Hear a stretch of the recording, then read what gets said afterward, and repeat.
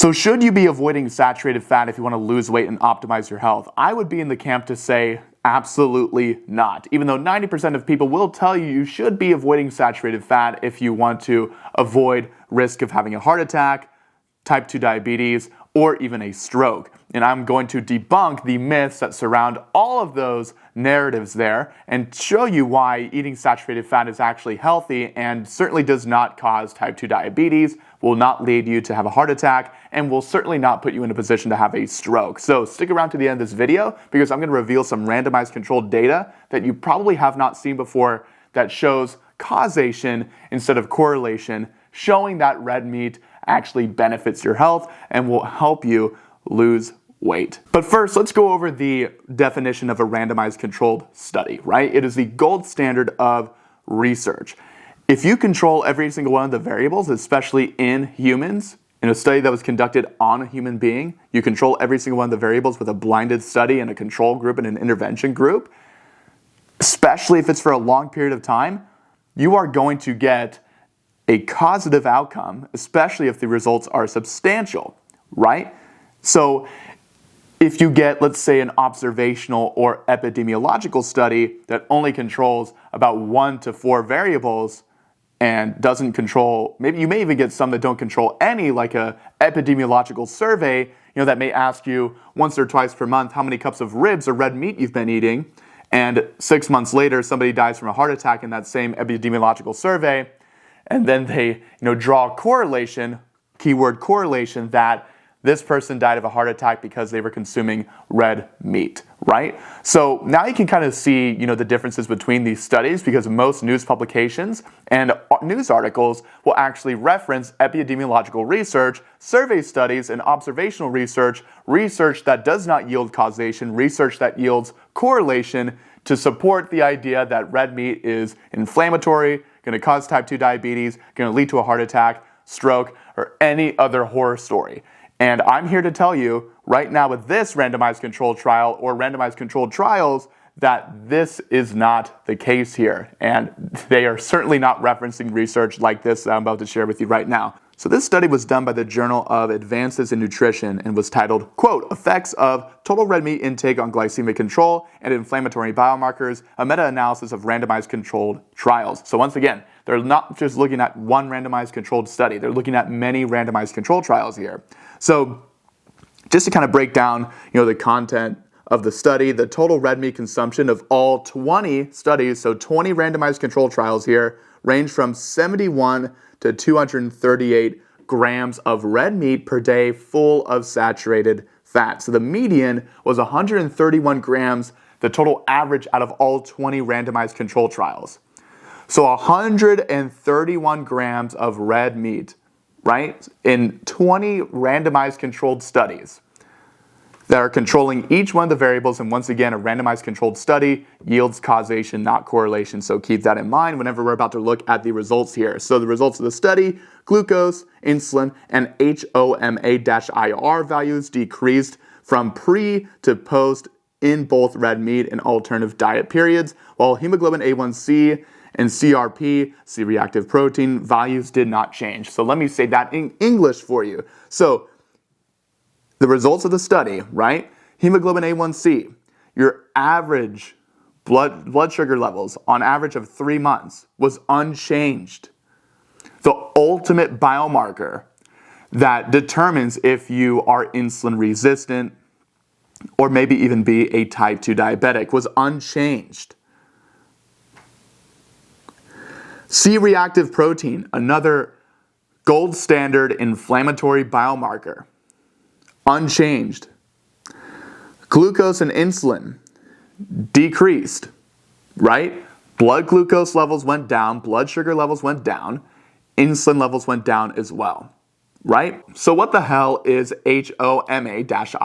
It's a homeostatic model assessment for insulin resistance. It's a blood test that measures how insulin resistant you are. So the higher your levels are, the more likely you are to be insulin resistant. If you're insulin resistant, you are more than likely going to be overweight or more than likely going to be around the corner from becoming a type 2 diabetic. And of course, there's many people that will tell you that saturated fat will cause insulin resistance or may even put you in a position where you're a type 2 diabetic.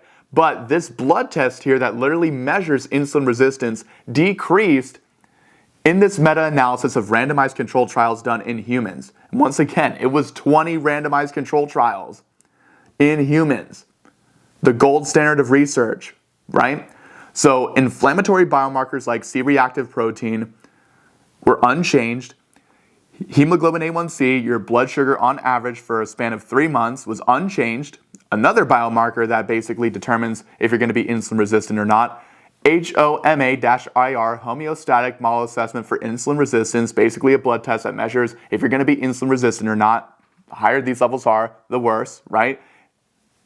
It decreased with more red meat consumption. And the median was 131 grams per day. The median out of all 20 randomized controlled trials done in humans. And insulin levels decreased and glucose levels decreased. That pretty much right there, right? Of course, I don't want to be somebody that says, one study completely, rules all here. Of course, we always want to be open-minded and never have a universal mindset.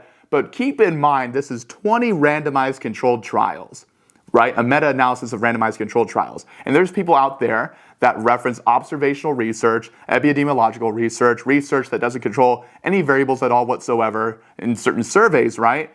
That does not yield causation, just shows correlation, and they try to use that to back their claim that saturated fat causes type 2 diabetes, a heart attack, or stroke, and it does not. Clearly, it does not. If we have causative research right here from 20 RCTs, and then we hear the bullshit from a news article that references an epidemiological or observational study that only controls about 1 to 2 variables, if not none, and tries to say that saturated fat causes type 2 diabetes. Instead of this study showed correlation, right?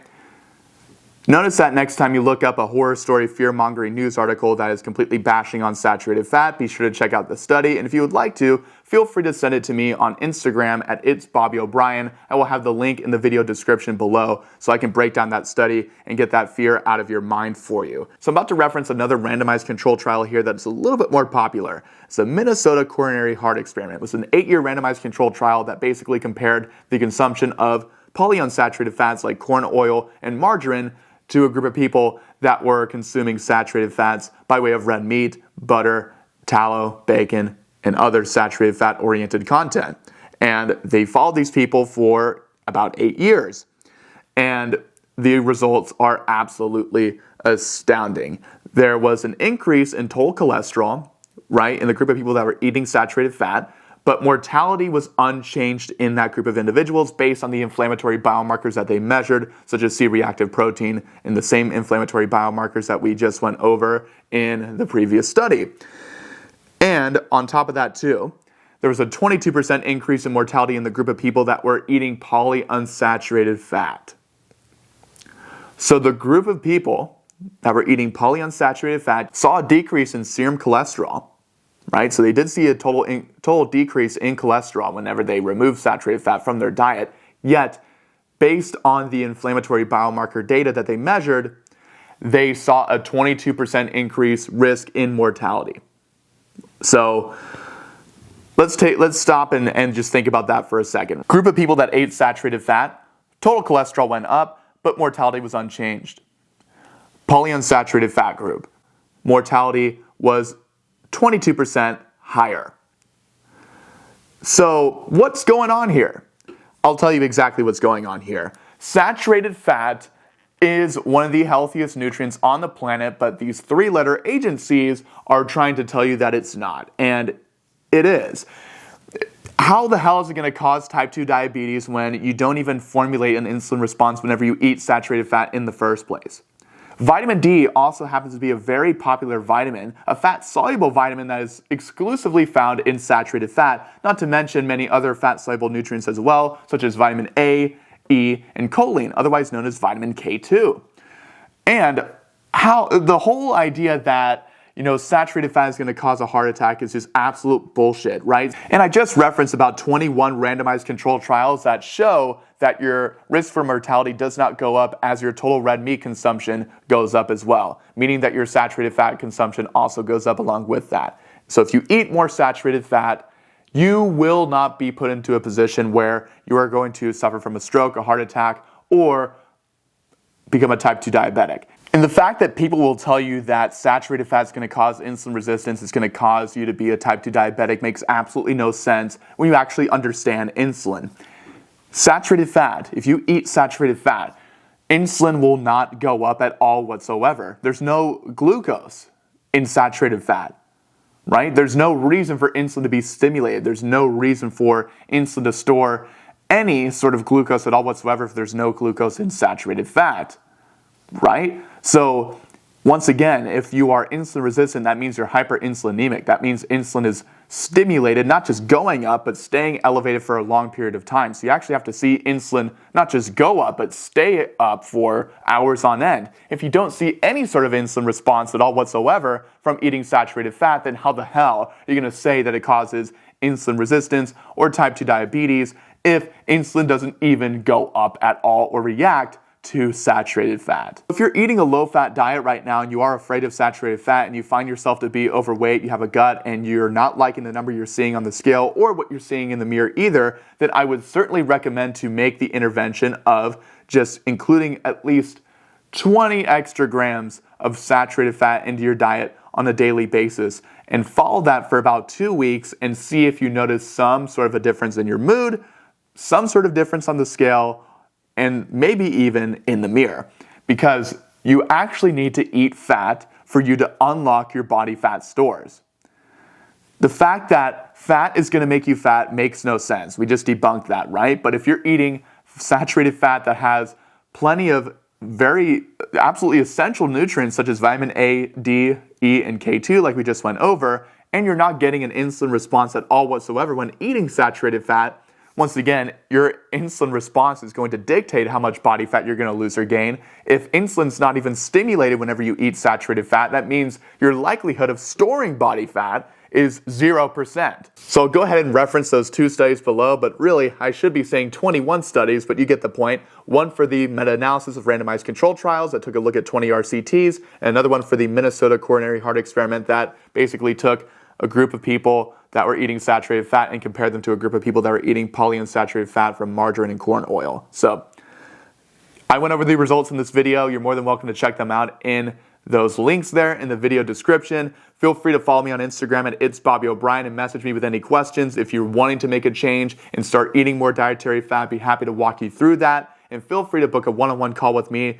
if you would like a fully customized plan that actually dials in your fat intake so that you can lose weight consistently each and every month by eating fat to lose it, not to gain it. Don't be that person that falls for that bullshit. So I will see all of you in the next video.